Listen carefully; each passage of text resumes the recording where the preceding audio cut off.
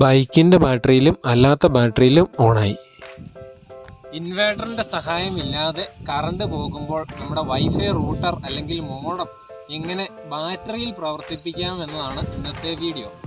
CN6009 എന്നൊരു DC to DC step ഉപയോഗിച്ചാണ് നമ്മളിത് ചെയ്യുന്നത്. വളരെ കുറഞ്ഞ ചിലവിൽ നമുക്ക് ഇത് നിർമ്മിച്ചെടുക്കാൻ സാധിക്കും. നമുക്ക് പഴയ ബാറ്ററി, വണ്ടിയുടെയൊക്കെ ബാറ്ററി അല്ലെങ്കിൽ ഏതെങ്കിലും ബാറ്ററികൾ, ഒരു 3 വോൾട്ട് വോൾട്ടേജ് കിട്ടുന്ന ബാറ്ററി ഉപയോഗിച്ച് നമുക്കിത് ചെയ്തെടുക്കാവുന്നതാണ്. ഇപ്പോൾ വർക്ക് ഫ്രം ഹോം ഒക്കെ ചെയ്യുന്നവർക്ക് ഒരു ഇൻവേർട്ടർ മേടിക്കണമെങ്കിൽ മിനിമം ഒരു 20,000 രൂപയെങ്കിലും ആകും. ഇത് വെറും 200 രൂപയിൽ താഴെ നമുക്ക് മോഡം പ്രവർത്തിപ്പിക്കാനുള്ള ഒരു ടെക്നോളജിയാണ് ഞാൻ ഇന്ന് പരിചയപ്പെടുത്തുന്നത്. ഇതാണ് CN6009 ബോർഡ്. ഇതിനൊരു 120 രൂപയാണ് വില. ഞാൻ കടയിൽ നിന്ന് വാങ്ങിയതാണ്. ഇതിൻ്റെ 4 കോർണറുകളിലായിട്ടാണ് അതിൻ്റെ ടെർമിനൽസ്. ഇത് ഇൻ പോസിറ്റീവ്, ഇൻ നെഗറ്റീവ് അടുത്തത്. അതുപോലെ ഇപ്പുറത്തെ സൈഡിലാണ് ഔട്ട് പോസിറ്റീവും ഔട്ട് നെഗറ്റീവും. അതുപോലെ ഇതാണ് പൊട്ടൻഷ്യോമീറ്റർ, നീല നിറത്തിൽ കാണുന്നത്. അതിൻ്റെ മുകളിലൊരു സ്ക്രൂ കാണാം. അത് മുമ്പോട്ട് തിരിക്കുമ്പോൾ വോൾട്ടേജ് കുറയും, പുറകോട്ട് തിരിക്കുമ്പോൾ വോൾട്ടേജ് കൂടും. അതാണ് അതിൻ്റെ IC. അത് കൂടുതൽ ലോഡ് എടുക്കുന്നുണ്ടെങ്കിൽ ഒരു ഹീറ്റ് സിങ്കിങ് കൂടെ കൊടുക്കണം. ഇതിലൊരു ആരോ കാണിച്ചിട്ടുണ്ട് അതിൻ്റെ ബാക്ക് സൈഡിൽ കറണ്ട് പോകുന്ന ഡയറക്ഷനിൽ. അതിൻ്റെ പുറകിൽ CN6009 എന്ന് എഴുതിയിട്ടുമുണ്ട്. അത്രയാണ് ഈ ബോർഡ്. ഇനി ഇതിൻ്റെ കണക്ഷൻസ് നമുക്ക് പരിചയപ്പെടാം. മോഡം 12 വോൾട്ട് 1 ആംപിയർ ആണ് ഇവിടെ ഉള്ളത്. ഇതാണ് എൻ്റെ സർക്യൂട്ട് ഡയഗ്രാം. ജസ്റ്റ് ഒന്ന് നോട്ട് ചെയ്ത് വയ്ക്കാം. ഞാൻ ആദ്യം തന്നെ ഒരു ഡയോഡ് അതിലേക്ക് കൊടുക്കുവാണ്. പൊളാരിറ്റി പ്രൊട്ടക്ഷന് വേണ്ടി നെഗറ്റീവും പോസിറ്റീവും മാറി കൊടുത്തു കഴിഞ്ഞാൽ ബോർഡിന് കംപ്ലൈൻറ്റ് വരാതിരിക്കാൻ. ഇത് നിർബന്ധമില്ല, ഇതൊരു പ്രൊട്ടക്ഷന് വേണ്ടി മാത്രം കൊടുക്കുന്നതാണ്. ഈ ഡയറക്ഷനിൽ വേണം അത് ഡയോഡ് കണക്ട് ചെയ്യാൻ. അപ്പോൾ നമ്മൾ നെഗറ്റീവും പോസിറ്റീവും മാറി കൊടുത്താൽ ഇതിലേക്ക് കറണ്ട് വരില്ല, ഡയോഡ് അതിനെ ബ്ലോക്ക് ചെയ്യും.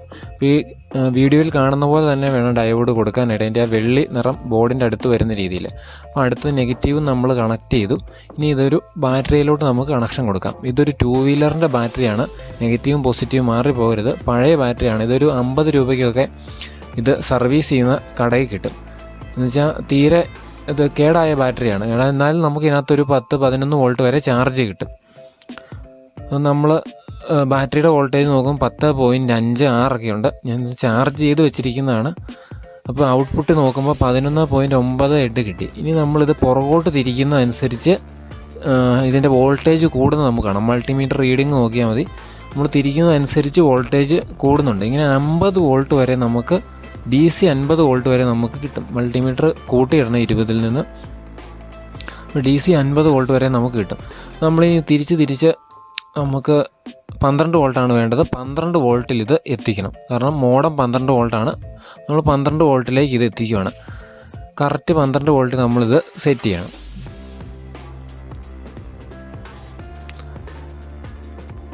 അതിനുശേഷം നമുക്കൊരു പിന്ന് കണക്ട് ചെയ്യേണ്ടതുണ്ട്. മോഡത്തിലേക്ക് കണക്ട് ചെയ്യാൻ പറ്റിയ പിന്ന്, മോഡത്തിൻ്റെ അതേ പിന്ന് വേണം ഉപയോഗിക്കാനായിട്ട്.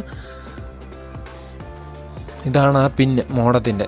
ഞാൻ വേറൊരു അഡാപ്റ്ററിൽ നിന്ന് എടുത്താണ്. അപ്പോൾ അതിൻ്റെ റെഡ് വയർ പോസിറ്റീവിലേക്കും ബ്ലാക്ക് വയർ നെഗറ്റീവ്, ഔട്ട് എടുക്കുന്ന നെഗറ്റീവിലേക്കും കൊടുക്കുക.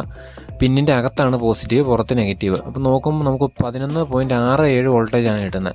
അപ്പോൾ ഇത്രയും നീളമുള്ള വയറായതുകൊണ്ട് അതിൻ്റെ റെസിസ്റ്റൻസ് കാരണമാണ്. അപ്പോൾ നമുക്ക് പിന്നിൻ്റെ അറ്റത്ത് 12 വോൾട്ട് കിട്ടുന്ന രീതിയിൽ ഇത് കറക്റ്റ് ചെയ്യണം. വയറിൻ്റെ നീളം കൂടും തോറും അറ്റത്ത് വരുന്ന വോൾട്ടേജ് കുറയും. DC ആണ്, റെസിസ്റ്റൻസ് പെട്ടെന്ന് അഫക്റ്റ് ചെയ്യും. ഇപ്പോൾ റൂട്ടർ നമ്മളെടുത്തു. റൂട്ടറിലേക്ക് 2 കണക്ഷനാണ് വന്നിട്ടുള്ളത്. മഞ്ഞ വയർ ഒപ്റ്റിക്കൽ ഫൈബർ കണക്ഷനാണ്, ഇൻ്റർനെറ്റിൻ്റെ സിഗ്നൽ വരുന്നത്. ബ്ലാക്ക് വയർ അഡാപ്റ്ററിൽ നിന്ന്, കറണ്ടിൽ നിന്ന് അഡാപ്റ്റർ കൊടുത്തേക്കുന്നതാണ് 12 വോൾട്ട് പവർ സപ്ലൈ. അപ്പോൾ ആ 12 വോൾട്ട് നമ്മൾ ഊരിയിട്ട് ഈ 12 വോൾട്ട് ഔട്ട്പുട്ട് നമ്മൾ റെഡിയാക്കി വെച്ചിരിക്കുന്ന കണക്ഷൻ കൊടുക്കുകയാണ്. നമ്മൾ കൊടുത്തതേ മോഡം ഓണായി.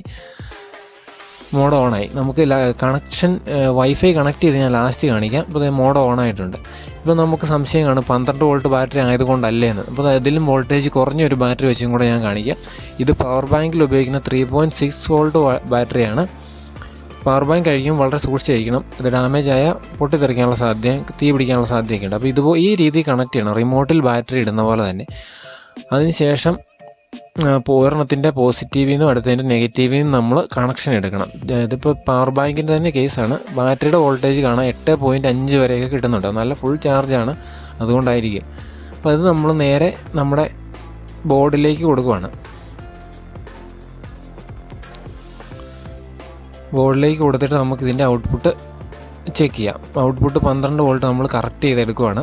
പിന്നിൻ്റെ അറ്റത്തു നിന്നാണ് നമ്മൾ എടുക്കുന്നത്. അപ്പോൾ നമ്മൾ കറക്റ്റ് ചെയ്തു. അതും നമ്മൾ മോഡത്തിലേക്ക് കുത്തി മോഡം ഓണായി. വളരെ സിമ്പിളായിട്ട് ഈ DC to DC സ്റ്റെപ്പ് ഉപയോഗിച്ച് നമുക്ക് മോഡം പ്രവർത്തിപ്പിക്കാൻ സാധിക്കുന്നുണ്ട്. ഇനി നമ്മളിതൊരു ബോക്സിലേക്ക് സെറ്റ് ചെയ്യണം നമുക്ക് എളുപ്പത്തിന് വേണ്ടിയിട്ട്. അപ്പം ഔട്ട്പുട്ടിലേക്ക് നമ്മൾ വേറൊരു വയർ കണക്ട് ചെയ്തു. റെഡ് വയറാണ് പോസിറ്റീവിലേക്ക്, ബ്ലാക്ക് നെഗറ്റീവിലേക്ക്.